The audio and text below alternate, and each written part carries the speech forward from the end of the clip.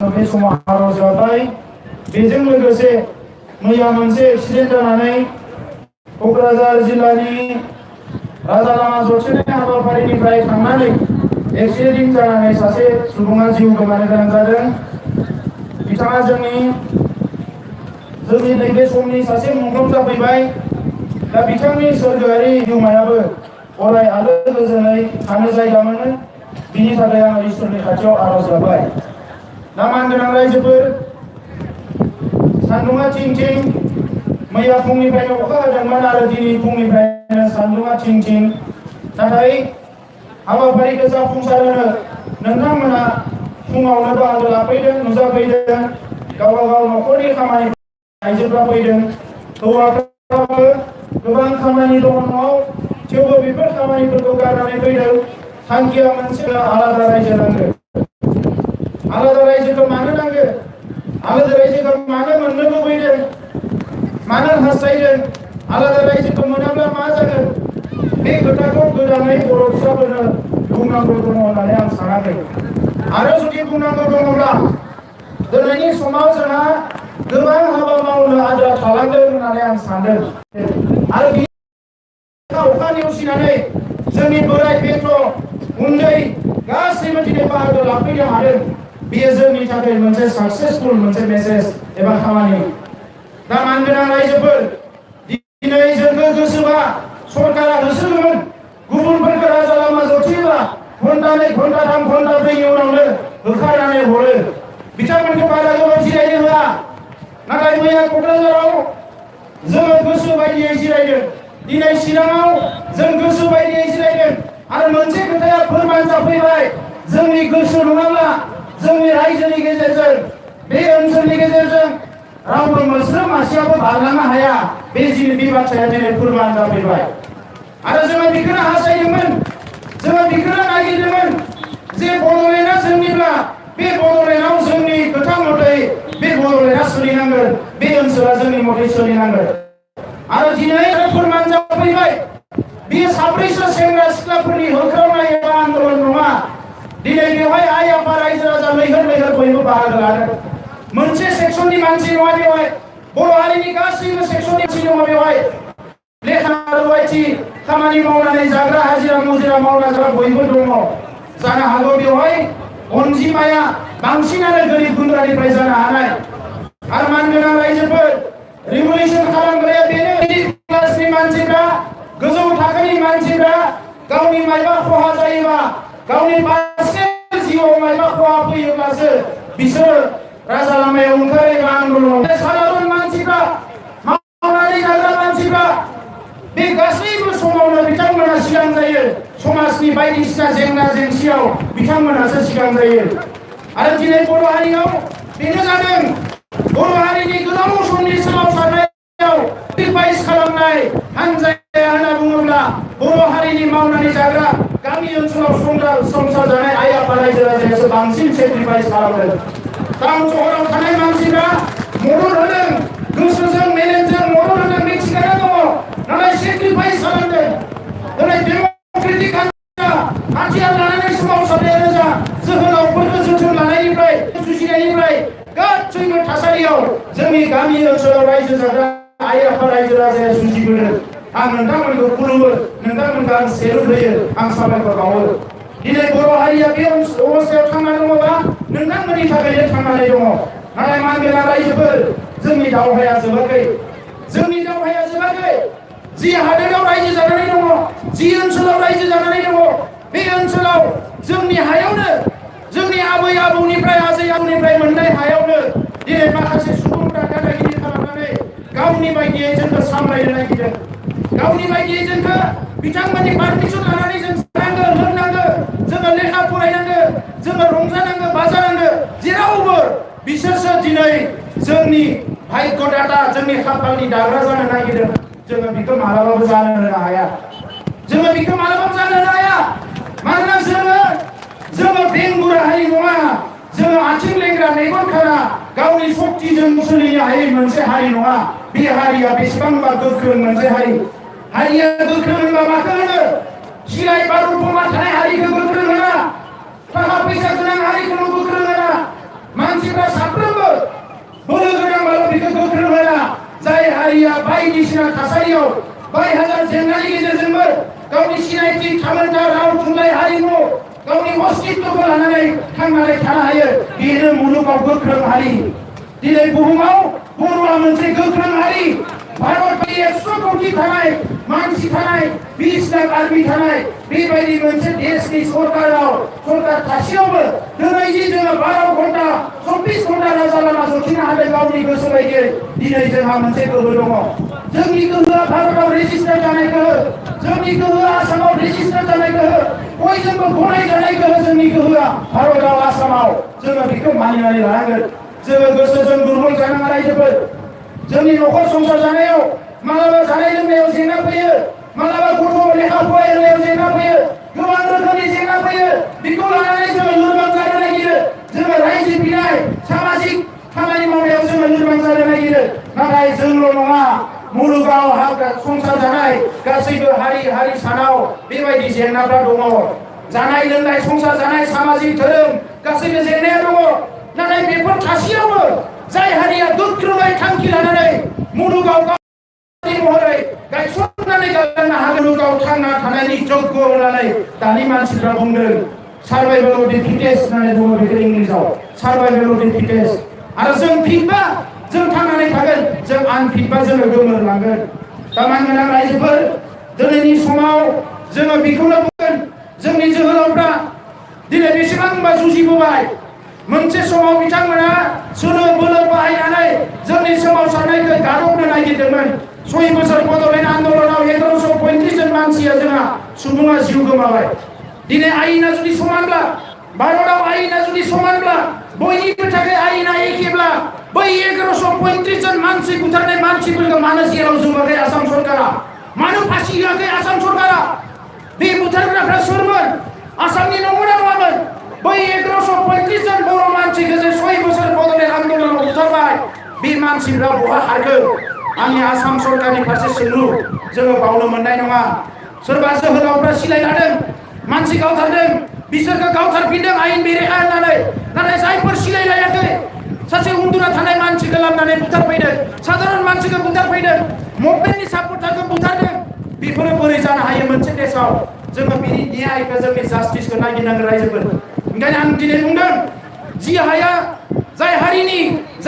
जाय हारिया जि हाखौ मोननांगौ बे हानिफ्राय बे हारिनि मोनथायखौ गैया खालामनानै दिनै आसामा हिस्ट्रिकेल इनजास्टिस खालामदों बर'नि सायाव जोंनि सायाव जारिमिनारि इनाय खालामदों बिनि उनाव फैनानै दिनै সংবিধানিক ইনজাস্টিস খালামতে ফেলেন আসাম সরকারা এটা সময়ত অসম সরকারে যি ভূমি যি সকলৰ অধিকাৰ আছে যি সকলে এই ভূমিটো নিজৰ পুত্ৰী পুৰুষৰ পৰা পাইছে যি ভূমিটো হাজাৰ হাজাৰ বছৰৰ পৰা ৰক্ষণাবেক্ষণ দিছে এই ভূমিৰ অধিকাৰৰ পৰা বঞ্চিত কৰি পেলাই সুৰক্ষা প্ৰদান নকৰি পেলাই আজি অসম চৰকাৰে হিষ্ট্ৰিকেল ইনজাস্টিস কৰিছে বড়োসকলৰ ওপৰত অকল বড়োসকল নহয় অসমৰ ভূমিপুত্ৰ খিলঞ্জীয়া ট্ৰাইবেল জনজাতি সকলৰ ওপৰত এটা হিষ্ট্ৰিকেল ইনজাস্টিস কৰিছে এই অসম চৰকাৰে আমি হিষ্ট্ৰিকেল জাস্টিস বিচাৰিছো আজি যিখিনি ভূমি তিৱাসকলে ৰক্ষণাবেক্ষণ দি আছে এই ভূমি তিৱাসকলৰ অধিকাৰ ক'ত যি সকলো ভূমিৰ ৰাভাসকলে আজি ৰক্ষণাবেক্ষণ দি আছে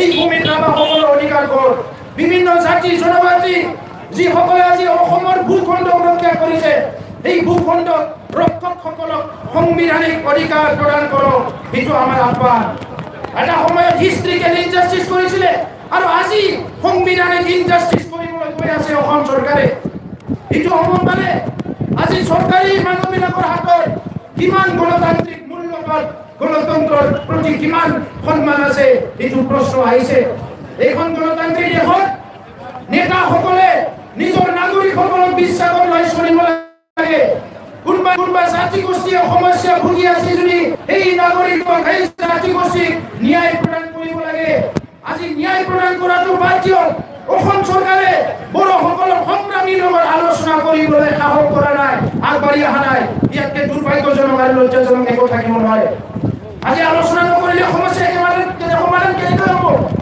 যি সময়ত উত্তপ্ত পৰিস্থিতি আছিলে সশস্ত্ৰ সংগ্ৰাম হৈ আছিলে এই সময়ত নেতাৰ মুখত 24 ঘণ্টা এইটো বাজি আছিলে আপোনালোকে শান্তি নাহক শান্তি আলোচনাৰ হোক, সমাধানৰ হোক, সমাধানৰ কাৰণে হোক, আলোচনাৰ হোক, আমি সমস্যা সমাধান কৰিম।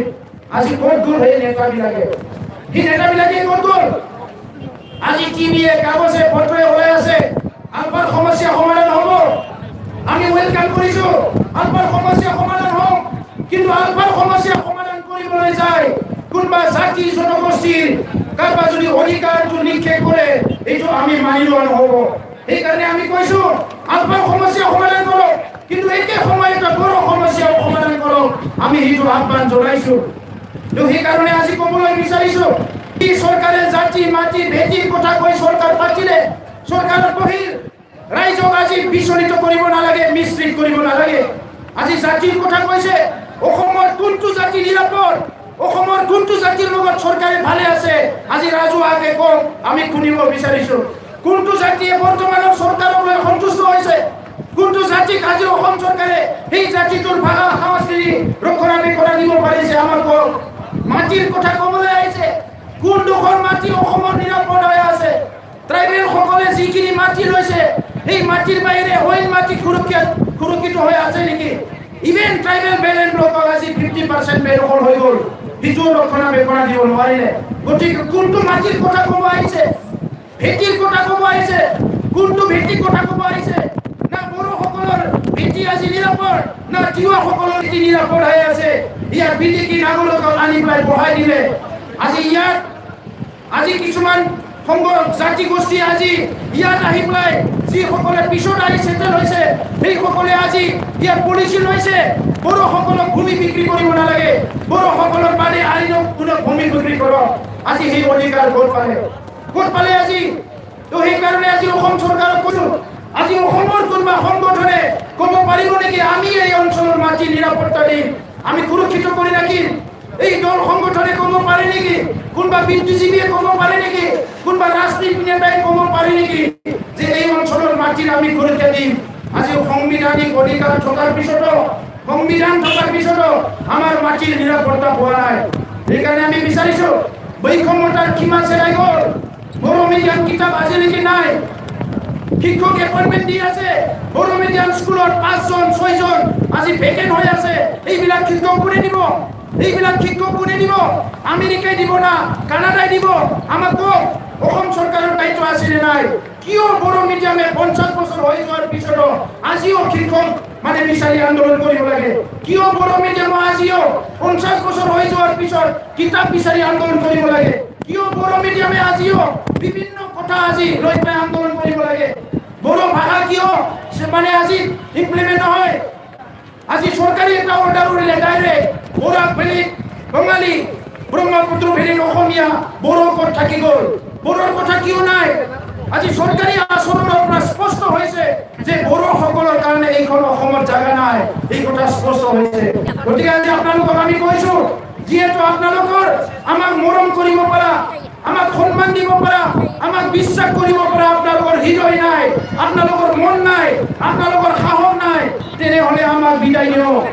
আজি বিদায় ল'লে আমিও শান্তি হ'ম, আপোনালোকেও শান্তি হ'ব। আমি আপোনালোকক অশান্তি ৰাখিব বিচৰা নাই। আজি মিজোৰাম সৃষ্টি হ'ল, মিজোৰাম আজি সুন্দৰকে মিজোৰাম উন্নয়ন হৈ আছে, মিজোসকল উন্নয়ন হৈ আছে। মেঘালয়ত আজি শান্তি আহিছে, উন্নয়ন হৈ আছে। খাচী জয়ন্তীয়া গাৰো নিজৰ অস্তিত্ব লৈ পেলাই নিজৰ পৰিচয় লৈ জীয়াই আছে। অৰুণাচল আজি সৃষ্টি হ'ল, অৰুণাচলত আজি বিভিন্ন জাতি জনগোষ্ঠী ট্ৰাইবেলসকল মংপা আদি নিশিসকলো শান্তিৰে আছে। আমিও বিচাৰিছো, আমি আপোনালোকক হিংসা কৰা নাই, আপোনালোকক হিংসা কৰি আপোনালোকক বিয়া পাই পেলাই আমি এইটো ক'ব বিচৰা নাই, কিন্তু আপোনালোকে মানসিকতা চেঞ্জ কৰিব পৰা নাই, পৰিৱৰ্তন কৰিব পৰা নাই। এই মানসিকতাই আজি চৰকাৰী মানসিকতা, এই মানসিকতাই আজি বড়ো অনাগৰৰ সৃষ্টি কৰিছে। বড়ো অনাগৰৰ গাৰ্জেন কোন? যদি আপোনালোকৰ অলপ যদি অসমৰ যদি ইয়াত কণ্ট্ৰিবিউশ্যন নাই, আজি কিয় অসমৰ দল সংগঠনে বিভেদগামী শক্তি ইয়াত যিটো অনাগৰক সৃষ্টি কৰি পেলাই আজি বড়োসকলৰ বিৰুদ্ধে ডেকাসকলে হকে বিহকে মাত মাতি আছে, আপোনালোকে কিয় কথা কোৱা নাই? আমি প্ৰশ্ন কৰিছো। ইয়াত অনাগৰ মানুহৰ কি নিৰাপত্তা নাই? আপোনালোকে কওক, কি ডাটা আছে আপোনালোকক? কোনডোখৰ মানুহ অনাগৰ মাটি কাঢ়িছে অনাগৰৰ পৰা? সেইদিনা BTC চৰকাৰে আলফা শ্বহীদবিলাকক পইচা দিলে, আলফাক মাটি দিলে, ৰামদেৱক মাটি দিলে, কোনজন অনা বড় মানুহ ইয়াতে মাটি এৰি জব পলাব লগা হৈছে? কোনজনে অসমীয়া মাত মাতিব পৰা নাই? আপোনালোকে আমাৰ কওক। আজি এনেই বড়োবিলাকক বিৰোধ কৰিব লাগে, বিৰোধ কৰিলে নহ'ব। আপোনালোকৰ চৰিত্ৰ আমি গম পাইছোঁ। সতীৰ নাক কাটি নিজৰ নাক কাটি সতীৰ যাত্ৰা ভংগ কৰাৰ নিচিনা এটা চৰিত্ৰ আমি দেখিবলৈ পাইছোঁ। এইটো হ'লে আপোনালোকৰো লাভ নাই, আমাৰো লাভ নহয়। কিন্তু বড়োবিলাক দৃঢ় প্ৰতিজ্ঞ।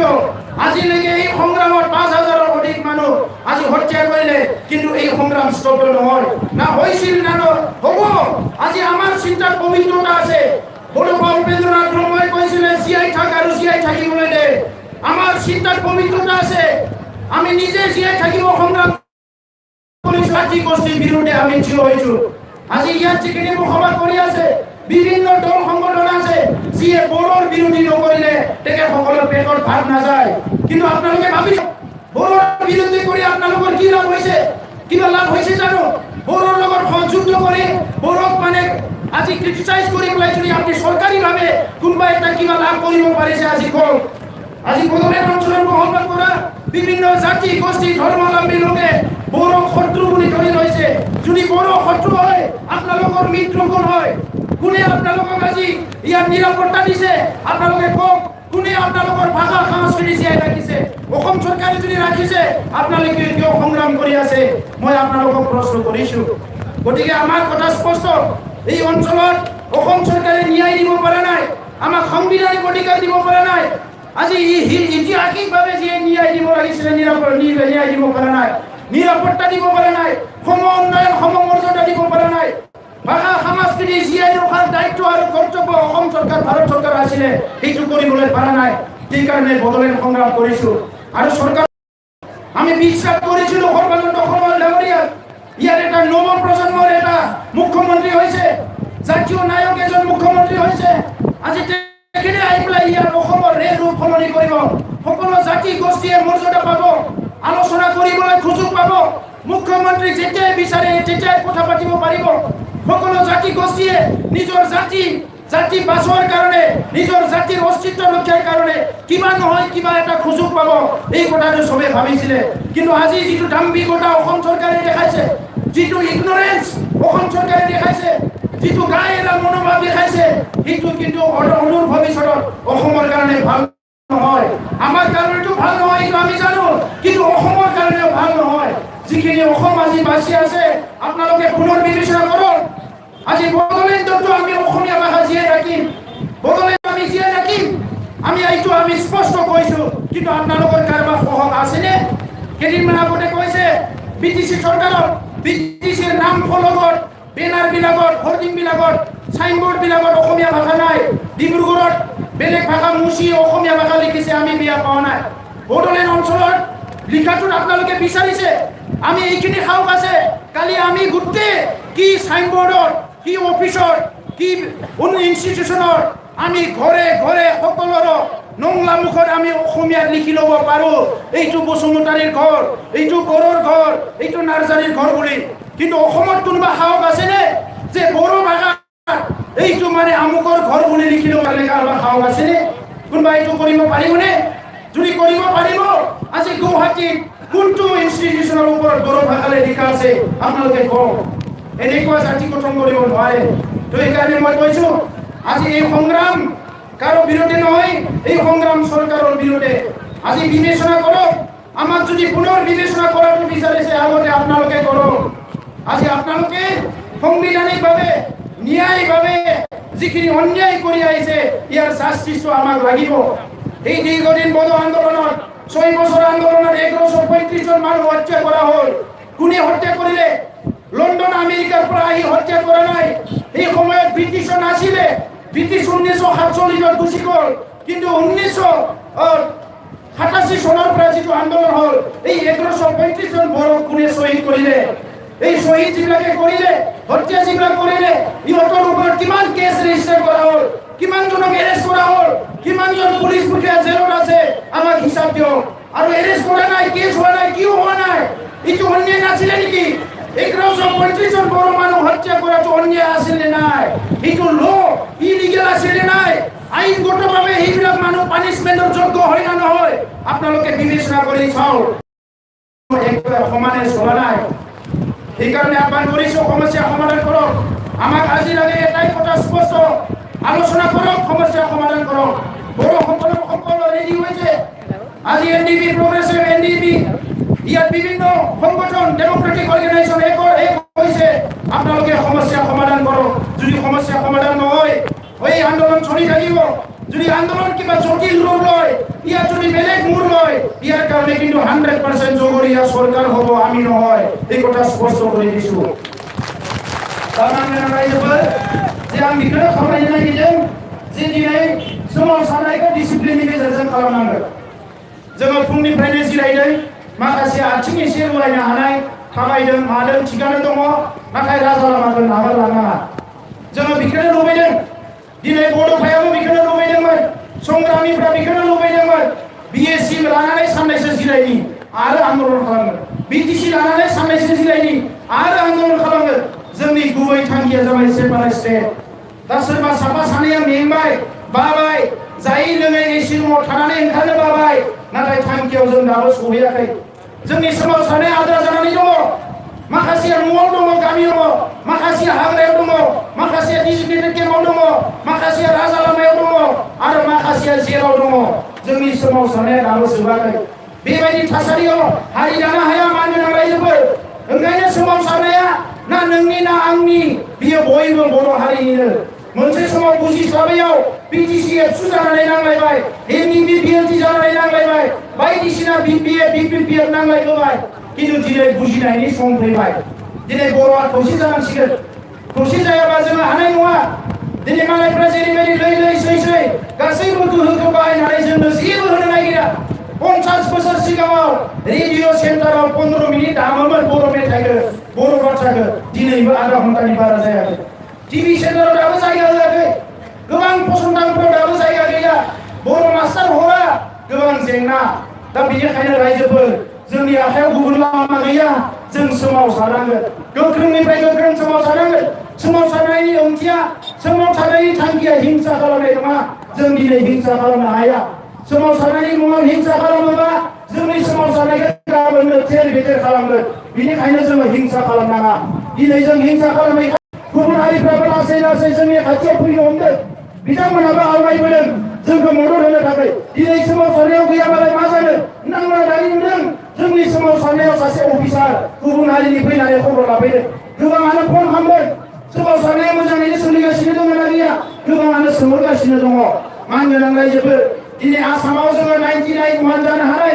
जोङो मोनसे हारियाल' बिदों 99% बेखौ बिनो नागिराखै ट्राइबेलफ्रा जाजानो लुबैयो नाथाय अपेन बुंनो हाया आसामफोरखौ गिनानै खामानिखौ जोंनो मावनांगोन आसामनि ट्राइबेलफोरनि आन्दोलनफ्रा जोंनि सायावसो सोनारबोदों बर'फ्रा जोंहा गोख्रों जायो उन्दै उन्दै हारिफ्रा गोख्रों जायो बिसोरनि सुबुं अनजिमाया जोबोद खम दिनै बेखौनो नायनानै आसामाव जोंनि लोगोफ्रा ओंखारैखाय जोङो इन्डियायाव जोंनि लोगो नागिरदों आरो दिनै भारतनि 10 कोटि मानसिफोरनि माखासे आफादफोरजों जों रायज्लायदों गोबां आफादा जोंनो खोथा होदों झारखन्डआव जोङो बेरायहैदों झारखन्डनि मानसिफोरजों रायज्लायदों बिथांमोना बुंदों आदिबासिजों बर'जों दावराव जाबाय थादों नाथाय जोंहा दायित्व दङ जेब्ला बड'लेण्ड आन्दोलन खालामबाय थादोंमोन जोंबो झारखन्ड बिना आरो झारखन्डआबो 23% ट्राइबेला दिनै जोंखौ बुंदों 70-30 खालामनो नागिरा सर'निया संबिधानखौ बियो फरायाखै झारखन्डआवबो 27% ट्राइबेलजोंनो रायजो मोनदों दिनै बिथांमोना मा जादों बिथांमोना जोंखौ बुंदों झारखन्ड रायजो मोननायाव इउजि ब्रह्म सानसुमा कुमार बसुमतारी मोना गोबां मदद होदों खामानि मावदों दिल्लीयाव जोंनो जायगा होदोंमोन दिनै जोंहा बिबान दङ बड'लेण्डनि सायाव खोथा बुंनायनि आरो बिथांमोना बुंदों इयुनाव जुदि नेशनेल लेभेलाव मायबा बुंनो गोनां जायोब्ला अब्ला जोङो सारा झारखन्ड आरो बड'लेण्डनि जानानै बुंगोन होननानै जोंनो खोथा होदों दिनै तेलेंगानानिफ्राय जोंनो खोथा होदों ट्राइबेलफ्रा दिनै खोथा होदों जोङो गल्डेन जुबलियाव इन्डियानि माखासे ट्राइबेलफोर लिंना लाबोदों जुरित खालामदों जोंनि आन्दोलनाव आरो जोङो बेखौ जोंनि लोगो हिसाबै बाहायो आलादा रायजो बिग्राफोरनि गेजेराव दिनै बड'लेण्ड बिनायानो 1 नाम्बाराव दङ इन्डियायाव बिदर्भआव सोमावसारनाया सोलिदों लेखा गोरों मानसिफोरनि आन्दोलन जोंनि बायदि राजा लामा जथिनो हाया बिदर्भआव आन्दोलननि लिडारफ्रा उकिल गोजा बिथांमोना बेबायदि सान्दुं अखा खालामजानो हाया थेवबो आन्दलनखौ खालामदों जोंनिफ्राय सोलोंगासिनो दङ दैफ्रालेन्डनि आन्दलन गेजेराव थैहाबबायमोन बे आन्दलना दिनै गोख्रों महर मोनफिनबाय आरो जोंखौ आगानफ्रामबो बिथांमोना नोजोर होदों बड'लेण्डआ मा खालामो गुरखालेन्डनि आन्दलन बिथांमोना दिनै जोंनि खोथाखौ माखासेखौ बुजिनो हायैयाव माबा माबि मावब्रनानै दिनै गुरखालेन्ड आन्दलना थेर बेथेर जाबाय थांनाय बोसोराव 14 मानसिबो थैबाय लिडारफोरनि गेजेराव गावस्रानायबो फैबाय आरो दिनै आन्दलना थेर बेथेर जाबाय दा बेखौ जोङो गोख्रों खालामफिननांगोन मानगोनां रायजोफोर दा बेनिखायनो जि समखौ जि बोथोरखौ जों नेनानै दङमोन सानसे सम फैगोन भारत सरकार आसाम सरकारा जोंजों रायलायनो बाध्य जागोन दिनै जोंजों रायलायनो फैयाखै मालाय मा जानो जोंनो खोथा होआखै मालाय मा जानो बे आसाम सरकारनि अफिसारफ्रा मिनिट टु मिनिट जोंजों रायलायहरगासिनो दङ बिथांमोना बुंदों आसामनि चिफ मिनिस्टारा लायनो दिल्लीयाव दंहैयो आरो दिनैनि गेजेराव गाबोननि गेजेराव जोंजों रायलायहरनो माबा मोनसे मेसेज हरो होननानै बिथांमोना बुंगासिनो दङ जों बुंदों मेसेज हरोबा मोजां रायलायहरोबा मोजां रायलायनो माने बिथांमोना लामा लायोबा रायलायाबाबो बर' फिसाफ्रा फासयनायाव गैया बियो समायखिरा लाखानाय बेफोरबायदि आन्दलनाथ' जोङो जेबो नङा बे आन्दलना राजा लामा सौसिनाया बर'फोरनो जेबो नङा दुं दुं हावाव 30-40 बोसोर आर्मि पुलिसनि जथा ख्रेब ख्रेब फुंनि मोनानि बेजोंनो बर'फ्रा जुजिबोबाय नैफोरबायदियाथ' जेबो नङा बेफोरबायदि आन्दलनखौ बर'फ्रा सानफ्रोम हरफ्रोम बोसोर बोसोर खालामनो हायो दा ओंखायनो दायो जोङो सेमि फाइनाल गेलेनाय बायदिसो खालामबाय थादों रायजोफोर जोङो सिगांबो बुंबाय सरकारखौ दाउ अमा लानानै गाखोगोन हुसियार सरकारा थांनाय बोसोराव रायलायजेनदों आरो रायलायसै एबार जोङो मोसौ गारि बायदिसिना लानानै फैदों नाथाय बेबो जथेस्थ नङा जोङो एबारबो सरकारखौ हुमखि होदों रायलायनोबो रायलाय दाबो सम दङ गणतन्त्रिक देश नोंथांमोना दिनै साहस ला रायलायनो जेंनाखौ सुस्रां बिथांमोना सिङाव हुलुस-थुलुस जादों ओंखायनो रायजोफोर नैबे सानब्रैनि हाबाफारिजों सरकारखौ नायगोन जोङो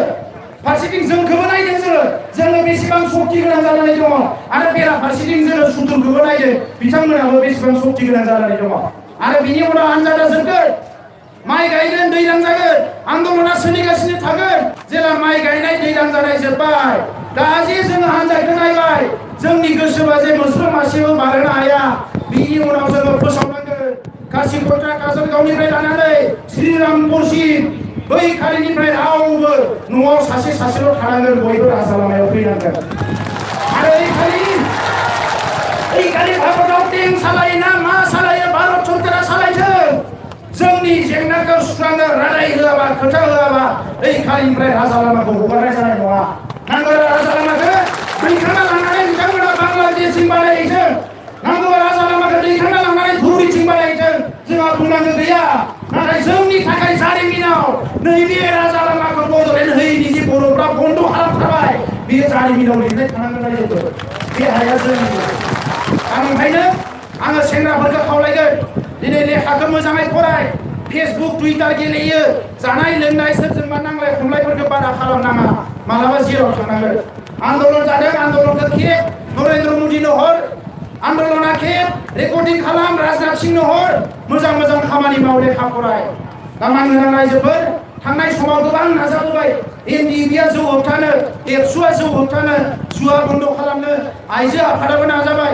दिनै समाजा थिग जायाखै जोङो गिबियाव जोंनि समाजखौ थिग खालामनांगोन जोंनो मोनसे आब्रुथि गोनां सोद्रोम हारि नांगोन रायजोफोर आब्रुथि गोनां सोद्रोम हारि दा बे हारिखौ दानोब्ला जोंनि समाजाव आब्रुथिखौ रायजोफ्रानो लाबोनांगोन गुबुना लाबोनो हानाय नङा ओंखायनो आं खावलायदों मोनफ्रोमबो गामियाव रायजो राजाया गोख्रों जा जुवा गेलेनाय नुयोबा बन्द खालाम रायजोफ्रानो खालामनांगोन बेसेबां दुखुनांथाव आइजोफ्रा दिनै लामा बानायनायाव अन्थाइ बुख्रुबहैदों आइजोफ्रा मैगं फानदों जि फानदों न'खर सामलायनो आइजोफ्रा बेसेबांबा हालाय थाबाय जादों दिनै आइजोफ्रा गथ' फरायहोनो हौवाफ्रा सानथ्रोब हरथ्रोब जुवा गेलेदों तास गेलेदों मा मोजां नुखो मा मोजां नुखो दा बेनिखायनो आं खावलायदों बहाबा जुवा गेलेनाय नुयोबा तास गेलेनाय नुयोबा आइजोफोर जा हौवाफोर जा होसोनांगोन बेखौ बन्द खालामनांगोन जौ लोंनानै लामायाव गोग्लैना थानाय फुंनिफ्राय मोनासिम जौ लोंनायखौनो गावनि दैलि रुटिन बायदि लाग्रा मानसिफोरखौ आइडेन्टिफाइ खालामनांगौ गामियाव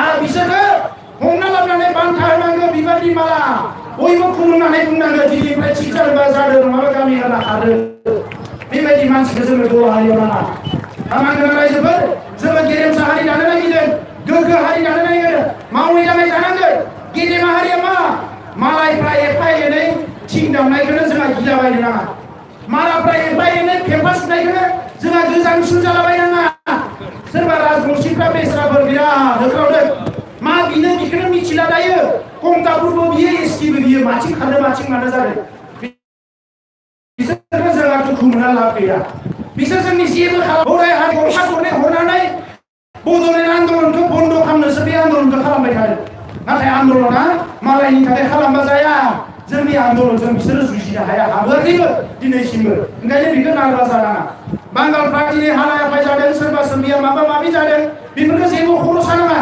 थांखिया मोनसे जों गेदेमा हारि हिसाबै गेरेमसा हारि हिसाबै सोरबा थिं बुंदोंना फेम्फा दामदों बर' खुलिदों ना सम्मिलित खुलिदों बेजों जेबो खर' सानो नाङा जेरै गोग्रामगोन ओरैनो थान्दा जाबिसोर जारिमिना जोंजों दङ बे हाया जोंनि बे हायाव सिङाव जेसेबां गोथौसिन जावना नायो जोंनि आबै आबौनि बेगेंखौसो मोनगोन मालायनि बेगें मोना बेवहाय रायजोफोर गिनो नाङा बेवहाय दा नंखायनो जों गेदेमा हारि सोरबा लामायाव अन्थाइ खुबैयोबा मिनिहरनोसो नांगौ बिनो नै माथो आमखा नोंलाय अन्थाइ खुबैहरदों मोना नङा बेखौ खालामनो बेबायदि जोङो बुंनांगोन सोरबा जोंनि हेंथायै होख्रावोबा जों मिनिहरनांगोन दिनै बड'लेण्डनिफ्राय गाव कर्तन बड'लेण्ड भंग हेन टेन बेखौ बिसोर मालाबाबो खालामनो हानाय नङा आरो खालामथारनो हायोबा खालामथारनो नाजाथों बेवहायनो जोंनो बड'लेण्डखौ होनो बाध्य जागोन बिसोर बांद्राय मावनो थाङोबा जोंहासो मोजां जागोन जों हासै दिनै जोंनि आन्दलनखौ खौरां बिलाइया बारा लिरा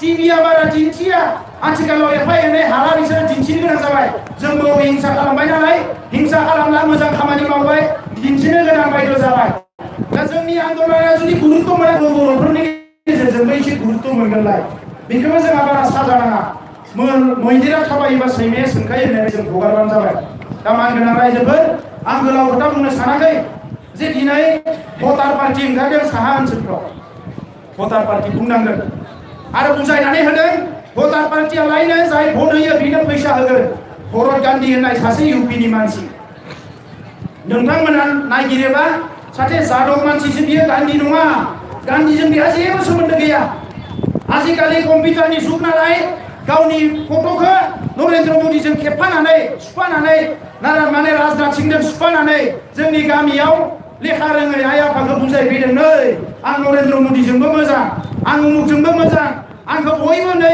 बाख्नायो ओरै आं गावनि फट'खौनो मा खालामबाय फैसायाव सेबखांना लांनानै देखायफैबाय साननैसो उनाव फैसायाव आंनि फट'सो फैसिगोन होननानै मा बियो भरत गान्धीया नोंथांमोना मिथिगोन ना सासे जादब होननायसो सासे थगायसुलासो बेबायदि कुनु मुलुगाव कुनु हादोर गैया जेराव भट होनायनि फैसा मोनो बेबायदि हादोर बेबायदि मानसिजों जोंहा माबानानै जेबो लाब गैया दिनै बियो सानदों 700 हाङोनो मिटिं मोनसेयाव 400 होनना खोनादोंमोन सोरबा 800 होनदों 800 हाङोबा नायदो जुदि 2 लाख मानसिखौ थगायनानै खेबसेयाव 800 मोनलाङोबा बेसेबां आराम जिउ खुंहैगासिनो दङ बियो सोरबा नुहैदोंना बेसेबांबा लासिथिं मालायजों सोबख'जानाय नासयजानाय थगायजानाय जुजिनानै थै होनानैसो मोननाय बे हारिया दाबो सोलोङाखै सोरबा भरत गान्धी फैबा सिकिउरिटिया बर' सेंग्राफोरसो बर' सेंग्रा गावनि गामिखौ बेंनो हाया गावनि न'खौ बेंनो हाया गावनि हाया मालायजों जाजागासिनो दं मावना जानो रोङाखै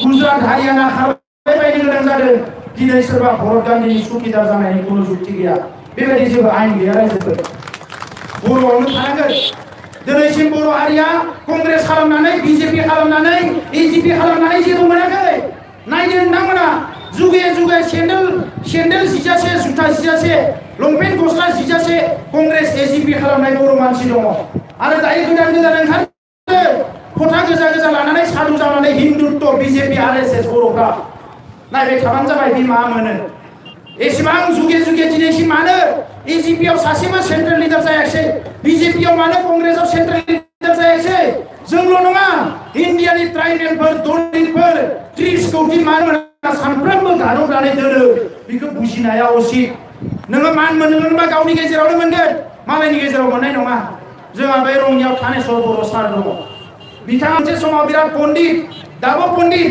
बेसेबांबा लेखा गोरों बै समावनो बर' थुनलाइ आफादनि लिडारमोन बि बरुवा कलेजनि प्रिन्सिपाल जालायनाय मानसि बै समाव मन्त्रि जाबाय गावहा थाखा फैसा गरसेबो जायाखै न'खरानो सोरलां बोरलां जाबाय बिराद मोजां मोजां खामानि मावनानै होबाय दिनै दरजानि औवानि बेरानि न' लुनानै रङियाव थानो गोनां जादों रावबो नायाखै बिखौ रावबो नायाखै रङियाव आं सासे नुदों सासे बै समाव भबेन सिंह बसुमतारी होननाय सासे बेसेबां मोजां बर'नि दैदेनगिरि दङमोन बिजेपियाव जोबोद सादा सिदा मानसि गाइखेर बायदि गोसोआ रावखौबो थगाया सोरखौबा ओरैबायदि अनसुला नरम रायलायनो मोननाय बै समाव उग्रमोन आन्दलन खालामग्रा सेंग्रा नाथाय जोंखौ बिराद अनोमोन बिराद बुजायोमोन बेबायदि मानसिखौ बिसोरो भाइस प्रेसिडेन्ट खेबसेबो टिकेट होआखै एमएलए नि टिकेट होआखै एमपि नि टिकेट होआखै राजखान्थि खालामनो थांनानै बिहा गथ'आबो उनाव बुथार जाबावबाय मालायजों बेबायदि दा नोंथांमोना नायोबा नुगोन सोरबा माने मालायनि फरायसा आफादाव हाबदों राजखान्थियाव हाबदों जोंनियाव जा बर'फोरनियाव हाबफैफिननो गोनां जाजोब्बाय दा नंखायनो दिनै सोरबा भटार पार्टी सोरबा कंग्रेस सोरबा माबा माबि बिनि सम जायाखै जोबोर दिनै खौसे जानानै जोङो नांनांगोन आरो गोदोनिफ्राय संग्रामिफ्रा बर'नि संग्रामि रायजो राजाफ्रा गासैबो सोमावसारग्राफोरजोंसो थाफायो जोंनि रायजो बिनाया जाबाय पलिटिकेल डिमान्ड ओंखायनो राजखान्थिखौ गावनि आखायाव लाखिनांगोन रायजोफोर खौसे जानानै दिनै मोननाय मोनैनि राजखान्थि खालामनो जायाखै आजाद रायलाय दिनै राजखान्थिया फैबाय बर'नियाव साबेसे बर' फिसाफोर मोजाङै मोनजाहोनो हादों सोरनि न' लुनानै होनो हादों सोरखौ मोजां लेखा फरायहोनो हादों सोरखौ दिनै बेराम नायजानो होनो हादों दिनै हालायाफाय बेराम नायजानो फैसा गैया हस्पिटालाव थांनो फैसा गैया गथ'खौ एडमिसन लाहोनो फैसा गैया आईआईटी पास जानाय जाबाय गथ'आ आईआईटी आव फरायनो हानाय जाबाय एन्ट्रेन्स पास जाबाय फरायनो हाया साननैसो बोसोरनैसो बोसोरथामसो फरायोबानो इन्जिनियार जागोन बेखौबो फरायहोनो हाया दिनै बर' मानसिफ्रा बेसेबांबा दुखुआव गोग्लैनानै दङ ओंखायनो आलादा रायजो मोनाबा जों बिनिफ्राय उदां जानो हानाय नङा दिनै मोजां बाथ्रा एनडिपि प्रग्रेसिभआ 12 बोसोर जाबाय गभर्नमेन्टजों सावरायबाय थादों जों ज' आन्दलन खालामदों रन्जन मेमोरि बिथाङाबो सावरायनो फैदों नाथाय दुखुनांथाव दिनै आसामाव बमा बेरनाया सोरबा बर' सेंग्राफ्रा होनाय नङामोन गुबुनाबो बमा होदों बेवहाय बे बमाखौ बिथांमोना होदोंना सोर होदों बेखौ बिजिरसालियासो खोन्थागोन नाथाय धेमाजियाव उन्दै उन्दै गथ'फोरखौ बमा होनानै बुथारग्रा बै आल्फाफोरखौ खिन्थु सासेखौ हमारो ना आस्ट्रेटआव लांदों ना मायाव लांदों केसानो गैया बिसोरा दा ओंखायनो जोङो सांग्रां जानांगोन रायजोफोर सांग्रां जानांगोन आरो दिनै बै राजखान्थिफोरखौ बुजिनांगोन जोंनियासो मालायनो जासिनानै होयो मालाया जोंनो फेरलेबसेबो होआ मानसि थैयाबा आन्दलन खालामाबा दा जियानो जा आं दिनै गोलाव बाथ्रा बुंला बेवहाय माखासे दैदेनगिरिफोर दङ जोंनि आन्दलना गाबोनबो जागोन समफोरबो जागोन जाबाय थागोन आन्दलना बे खनसेखौ फोजोबनानै आरो लाबोगोन आन्दलनखौ जोङो गोदान गोदान महर जों आन्दलनखौ खालामनो नागिरदों अल इन्डियायाव जोंहा लोगो बुथुमगासिनो दङ रायजो बिग्राफोरबो ट्राइबेलफोरबो राजखान्थि भाबैबो जोङो नोजोर होदों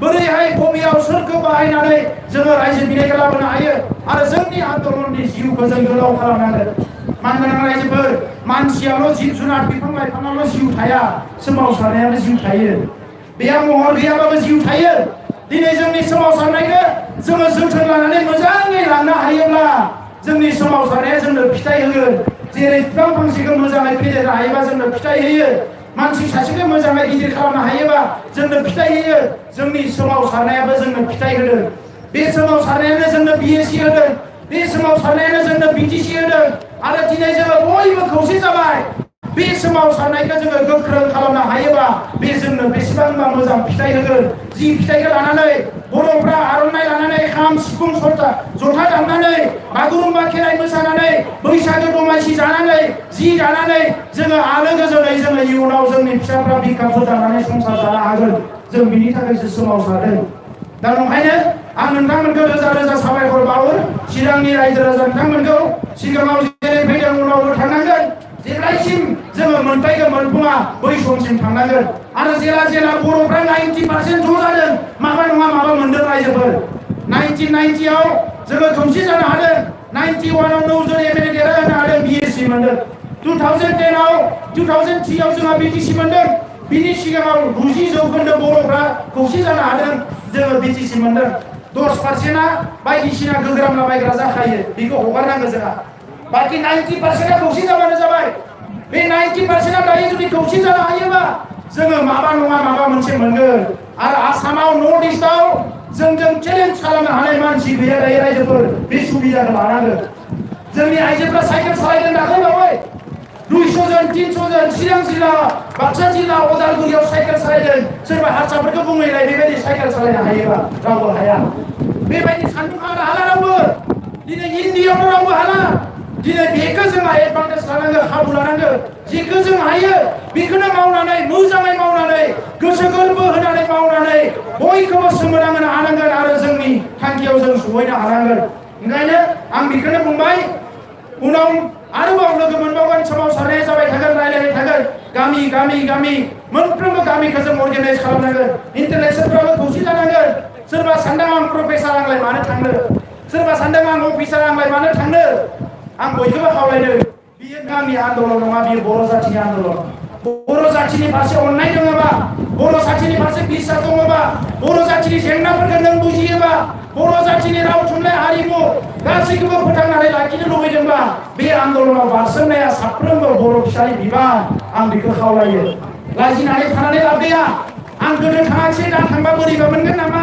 बे मानसिनि मेलेमखा बयबो सानसे समावनो गासैखौबो साननो हानायबाथ' मा जागोन नङा होनबा रायजोफोर दिनै सोरबा अनला जानो लुबैदों सोरबा साम' जानो लुबैदों साननाय हनाया आलादा आलादा थाखागोन दा बेखौ रावबो लाजिनाङा मैया फैयाखै दिनै फैयाखै गाबोन फै आन्दलनाव ज' जानानै आन्दलनखौ साक्सेस खालामनि जोंहा 5000 मुंख्लंफोरनो न्याय होनांगोन जास्टिस होनांगोन गुलि जाग्राफोरनो जास्टिस होनांगोन जोंनि आइमोना ओंखाम संना होनानै आइमोना जोंनि जोहोलावफोरखौ जोथोन लानानै पुलिस मिलिटारिनि जुथा जुजानायनि जोंनो जास्टिस नांगोन जास्टिस जोङो बे जास्टिसखौसो नागिरनानै सोमावसारदों आं बेखिनि खोथाखौनो बुंबाय बयनिसिमबो सिबिनाय अननायखौ बावहरबाय आरो बेवहायनो आंनि खोथाखौ फोजोबनायनि सिगाङावनो आं स्ल'गान होनो सानदों बयखौबो हमफानो थाखाय आं खावलायदों आरो बे स्ल'गानफोरखौ रायजोफोर जोङो सासेल' नङा जेला स्ल'गान होयो आन्दलन जायो गोख्रोङै होनांगोन थांनाय दिल्लीयाव जेला आन्दलन जायो बिदर्भनिफ्रा बुंदों जों नोंसोरनिफ्राय सोलोंबाय होननानै आन्दलनखौ जे एथ' मोजाङै खालामो हाजार हाजार मानसिफ्राबो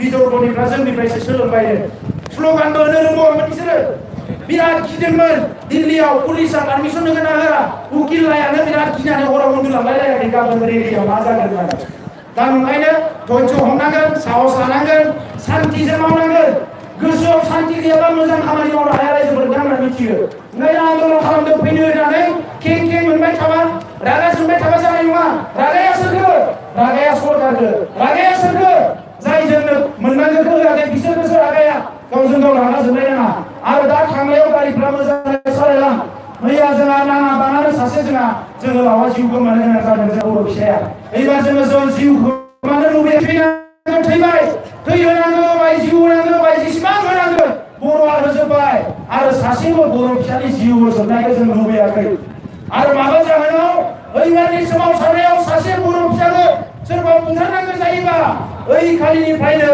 जोंनि आन्दलननि जोबथा दावहाया सुरु जानांगोन रायजोफोर बेखौ बयबो गोसोआव लाखिखा दावहा माने आङो सिखा रुवा मोननो होआखै रायजोफोर गणतान्त्रिकजोंनो नांगोन जोङो नोंसोरनि भद्रताया बेसेबां जोंनि भद्रताया बेसेबां नोंसोरनि धैर्यआ बेसेबां जोंनि धैर्यआ बेसेबां नोंसोरनि सैत्यआ बेसेबां जोंनि सैत्यआ बेसेबां नोंसोरनि जुक्तिया बेसेबां जोंनि जुक्तिया बेसेबां जों चेलेन्ज खालामनो हानांगोन दा बेनिखायनो नैबे खनसे आन्दलनाव रायलायनो लिङाबा फैगोन आन्दलना हांगार स्ट्राइक जागोन आं नोंथांमोनखौ खावलायबाय थांनाय खनसेयाव 1500 जन 1100 जन सेंग्राफोरा आन्दलन खालामनायावनो हांगार स्ट्राइक खालामनायावनो सरकारा रायलायनो गोनां जादों एबार आं खावलायखाबाय नेक्स्ट हांगार स्ट्राइकआव मिनिमाम 10,000 जानांगोन 10,000 मानसि हांगार स्ट्राइक खालामोबा बिसोरो उन्दुलांनाय नङा बिसोरो हौवा हिनजाव ओंखायनो बे महात्मा गान्धीनि देश अहिंसानि आन्दलना मोनसे इम्पर्टेन्ट जोङो जेसेबां बुङा माथो दा बेखिनि खोथाखौ बुंबाय आं स्ल'गान होनो नागिरबाय जय बर' हारिनि जय बर' हारिनि 50%आनो बाहागो लायाखै थाबाय थाबाबो स्ल'गानखौ होजायो नङा होमबा बेफोरो जोंनि प्रेक्टिस जिरायनानै हो प्रेक्टिस बड'लेण्ड मोननो थाखाय जोङो प्रेक्टिस जोंनि तालिमखौ जों स्ट्रं खालामनांगोन गोरबोजों आवाजखौ होनांगोन आंनि खोथाखौथ' नैबेनिफ्राय नरेन्द्र मदिया खोनानाय नङा नाथाय अबंलावरि दङ बियो बयनिबो मेसेजखौ केरि खालामनानै रोगालाङो ओंखायनो गोरबोजों होनांगोन जोङो होख्रावनायाव जोंहा जेबो जाया बे होख्रावनायानो जे सोरखौबा जेरै साननो गोनां बायद' खालामो बे होख्रावनायनि जरखौ जोङो बुजिनांगोन जय बर' हारिनि जय बर' हारिनि बड'लेण्ड नांगौ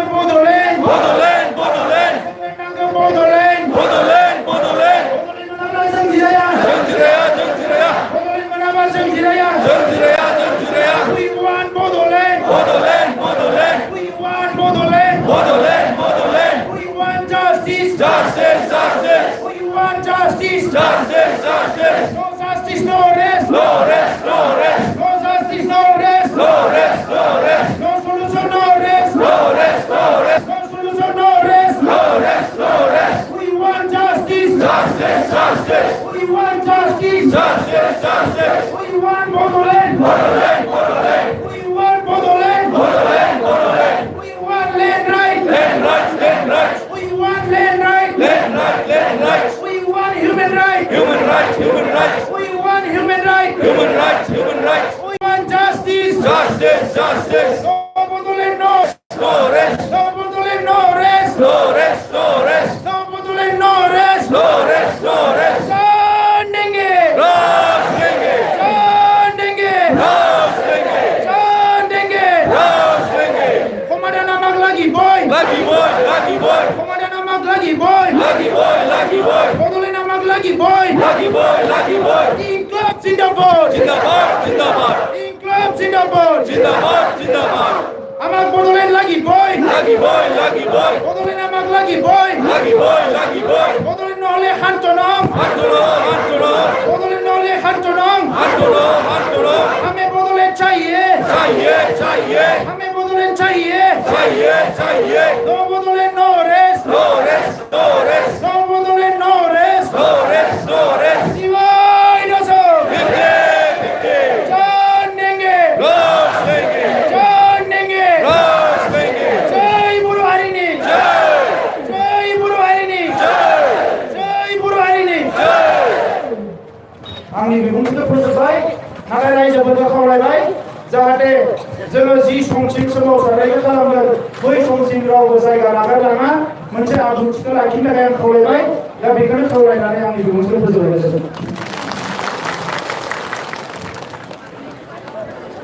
दुलाराय बर' फरायसा